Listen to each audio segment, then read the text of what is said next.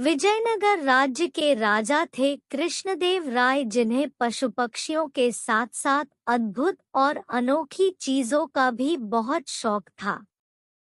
यही कारण था कि मंत्रियों से लेकर दरबारी हमेशा अनोखी चीजों की खोज में लगे रहते थे। वे उन अनोखी चीजों को देकर न सिर्फ महाराज को खुश करना चाहते थे, बल्कि उनसे उपहार और पैसे ऐंठना भी उनका मकसद था। एक बार की बात है, महाराज का एक दरबारी उनको खुश करने के लिए एक अनोखा लाल रंग का मोर रंगाई करने वाले से रंगवा कर लेकर आया।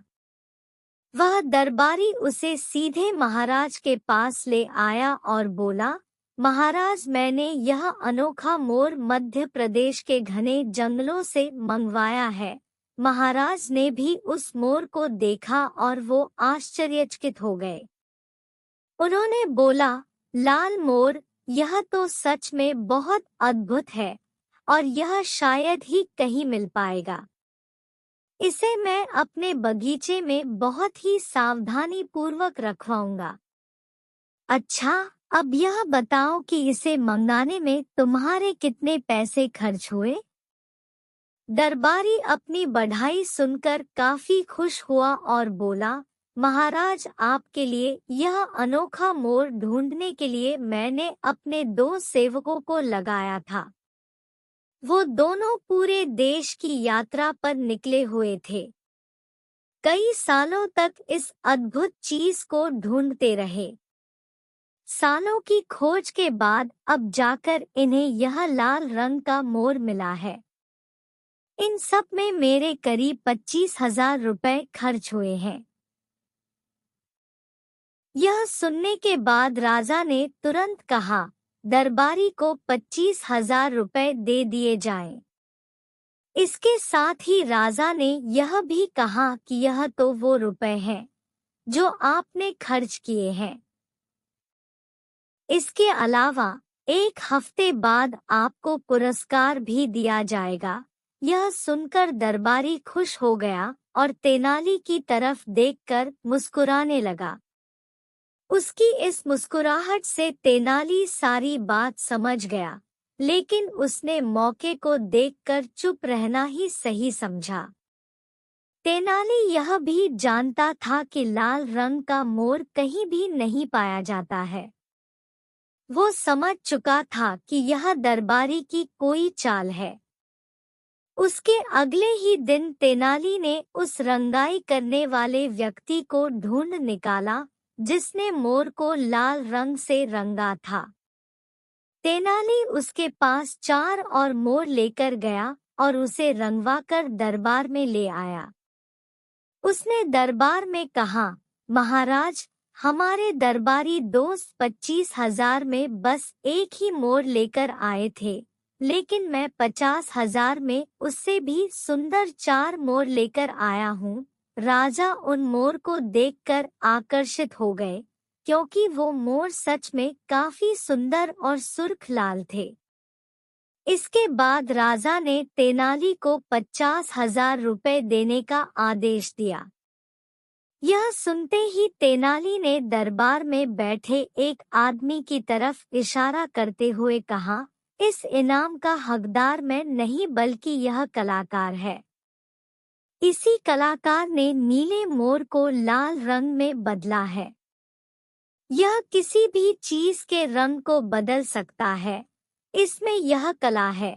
यह सुनते ही महाराज सब कुछ समझ गए कि दरबारी ने उन्हें ठगने की कोशिश की है।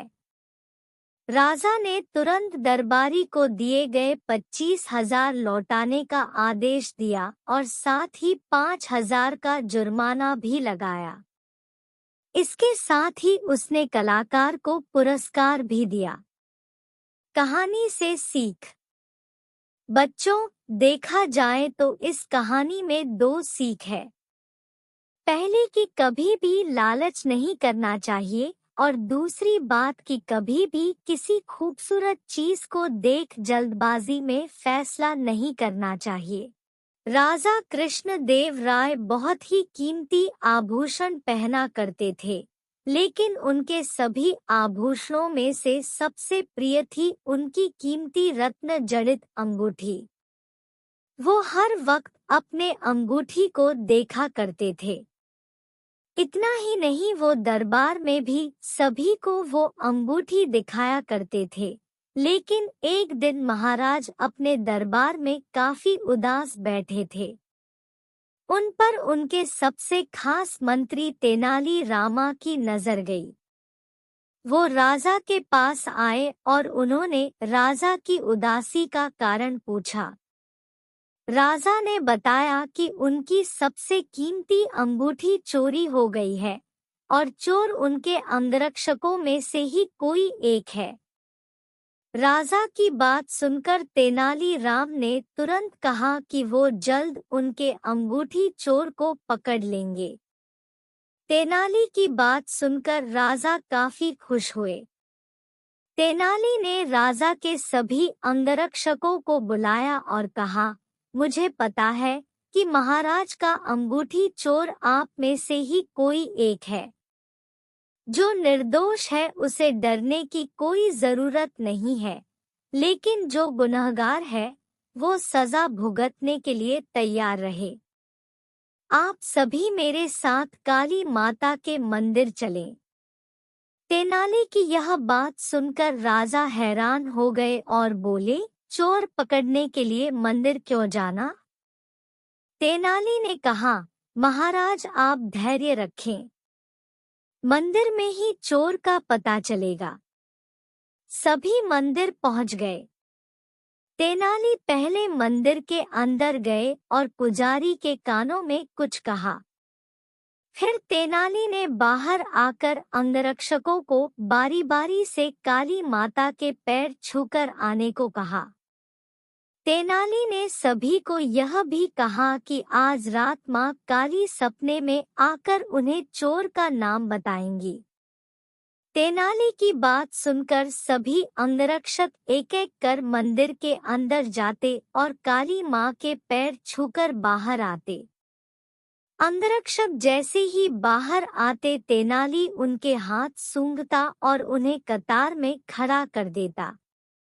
जब सारे अंगरक्षकों ने काली माँ के पैर छू लिए तो राजा ने कहा, चोर का पता तो सुबह चलेगा, लेकिन तब तक इनका क्या करें? फिर तुरंत तेनाली राम बोले, नहीं महाराज, चोर का पता चल चुका है। वहां पर मौजूद हर कोई हैरान हो गया। तेनाली ने कहा, 7वें स्थान पर खड़ा अंगरक्षक ही चोर है। यह सुनते ही वो अंगरक्षक भागने लगा, लेकिन तब तक अन्य अंगरक्षकों ने उसे धर दबोचा। वहां मौजूद हर कोई हैरान था कि तेनाली को कैसे पता चला कि यही चोर है।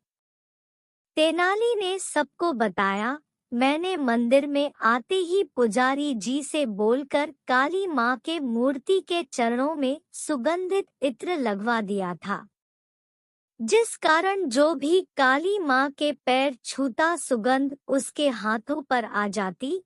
लेकिन जब उसने 7वें स्थान पर खड़े अंगरक्षक के हाथ सूंघे तो उसमें कोई सुगंध नहीं थी। उसने पकड़े जाने के डर से काली माँ के पैर छुए ही नहीं। ऐसे में यह बड़ी आसानी से पता चल गया कि असली चोर वही था। तेनाली की बात सुनकर राजा बहुत खुश हुए और तेनाली को कई सारे उपहार से सम्मानित किया। कहानी से सीख। जो भी कोई व्यक्ति गलत काम करता है उसे उसका फल जरूर मिलता है। बुरे काम करने वाला व्यक्ति कभी नहीं बच पाता है। एक बार की बात है, राजा कृष्णदेव राय के महल में एक जादूगर आया और तरह तरह के जादू दिखाकर सबका मनोरंजन करने लगा। दरबार में मौजूद हर व्यक्ति उसके जादू को देखकर खुश हो गया। उस जादूगर को अपने जादुई करतब पर बहुत घमंड था। उसने जादू दिखाने के बाद वहां बैठे लोगों को चुनौती दी कि क्या किसी में इतना दम है कि उसे कोई जादू में हरा सके। वहां बैठा हर व्यक्ति चुपचाप एक दूसरे को सिर्फ देखता रहा। कोई भी उस जादूगर की चुनौती स्वीकार करने आगे नहीं आया। दरबार में बैठा तेनालीराम भी इन सभी चीजों को देख रहा था। जब कोई भी व्यक्ति आगे नहीं आया, तब तेनालीराम ने उठकर जादूगर की चुनौती को स्वीकार किया। तेनालीराम ने जादूगर को कहा, जो चीज मैं बंद आंखों से कर सकता हूँ, क्या तुम वो खुली आंखों से कर सकोगे? घमंडी जादूगर हंसते हुए कहा, इसमें कौन सी बड़ी बात है, मैं निश्चित खुली आंखों से कर सकता हूँ। जादूगर की बात सुनने के बाद तेनालीराम द्वारपाल के पास गया और उसके कानों में कुछ कहा। तेनाली की बात सुनकर द्वारपाल बाहर गया और अपने साथ मुट्ठी भर लाल मिर्च का पाउडर ले आया। फिर तेनाली ने अपनी आंखें बंद की और अपने आंखों पर मिर्च का पाउडर डालने लगा। मिर्च डालते वक्त तेनाली मंद मंद मुस्कुराता भी रहा। फिर थोड़ी देर बाद तेनाली ने अपनी बंद आंखों को धोया और आंखें खोलने के बाद जादूगर की तरफ देखकर बोला, अब आपको यह खुली आंखों से करना है। जादूगर ने अपनी हार मान ली और वो वहां से सिर झुकाकर चला गया। महाराज समेत दरबार में बैठा हर व्यक्ति तेनाली से खुश हो गया। महाराज ने खुश होकर तेनाली को कई उपहार भी भेंट में दिए। कहानी से सीख: कभी भी अपने प्रतिभा पर घमंड नहीं करना चाहिए। व्यक्ति का अहंकार हमेशा उसे हराता है। एक वक्त की बात है, एक बार राजा कृष्णदेव राय के राज्य में दूर देश ईरान से व्यापारी आता है। महाराज उस व्यापारी का स्वागत मेहमान की तरह शानदार तरीके से करते हैं। वह मेहमान के लिए तरह तरह के पकवान और स्वादिष्ट भोजन बनवाने का आदेश देते हैं। साथ ही कई अन्य सुविधाओं का आयोजन करते हैं। एक दिन महाराज के रसोइये ने शेख व्यापारी मेहमान के लिए रसगुल्ले बनाए। जब शेख व्यापारी ने रसगुल्ले खाए तो उसे बहुत स्वादिष्ट लगे। उसने महल में मौजूद लोगों से रसगुल्लों की जड़ के बारे में पूछा। यह सुनकर रसोइया समेत महल के कई लोग सोच में पड़ जाते हैं। शेख व्यापारी की मांग के बारे में महाराज को जानकारी दी जाती है। फिर महाराज बिना देर किए अपने सबसे चतुर मंत्री तेनालीराम को बुलाते हैं और सारी बात बताते हैं। महाराज की बात सुनकर तेनालीराम तुरंत रसगुल्ले की जड़ ढूंढने की चुनौती स्वीकार कर लेते हैं। वो महाराज से एक कटोरे और छुरी की मांग करते हैं, साथ ही एक दिन का समय भी मांगते हैं। फिर अगले दिन महाराज की भरी सभा में तेनालीराम कटोरे में रसगुल्ले की जड़ लेकर आ जाते हैं। कटोरा मलमल के कपड़े से ढका होता है। तेनालीराम उस कटोरे के साथ शेख व्यापारी के पास जाते हैं और उन्हें कपड़ा हटाने को कहते हैं। जैसे ही शेख व्यापारी कटोरे का कपड़ा हटाता है, तो वहां बैठा हर कोई हैरान हो जाता है। उस कटोरे में गन्ने के कई टुकड़े होते हैं। महाराज के साथ हर कोई हैरान होकर तेनालीराम से पूछता है कि यह क्या है।